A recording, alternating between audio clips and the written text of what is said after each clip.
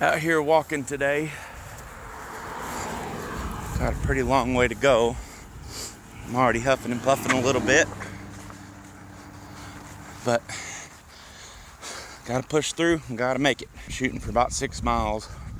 The purpose of me posting this and pretty much anything else I post, I guess, is I used to weigh 430 pounds about 2 years ago. I don't weigh that much anymore. I'm about 5 pounds away from having lost 100 pounds total. And you might see a video like this and you might think to yourself that that was an easy journey.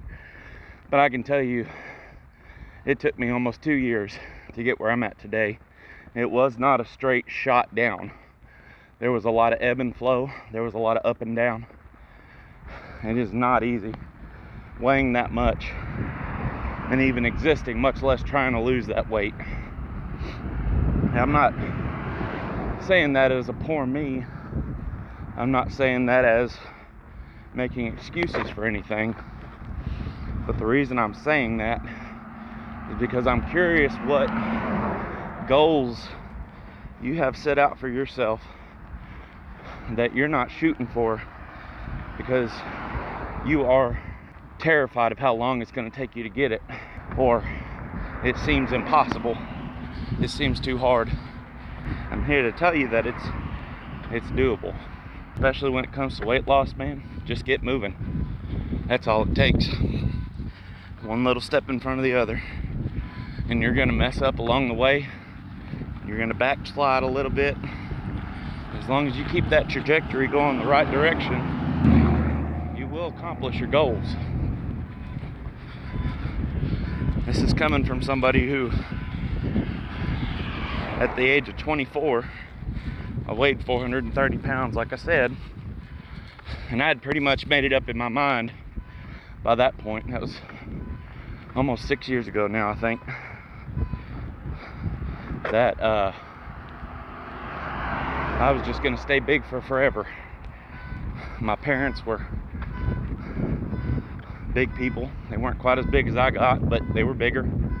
They struggled with weight their whole lives. And I had just pretty well decided that I was gonna stay big too, because there wasn't any use in fighting the inevitable. I had a quitter's mentality back then. And I still fight that every day. There's still that part of me that wants to just go lay down, not do anything. But I have a responsibility and a duty not only to myself, not only to glorify God with my body, but also to raise my children right. Even if that's not what I saw. I didn't see the healthiest habits, and I would assume my parents didn't either. But nobody else is to blame for my mistakes other than me. And nobody else is going to be raising my kids but me and my wife. So if they're going to see a good example, it's got to start here, right here with me.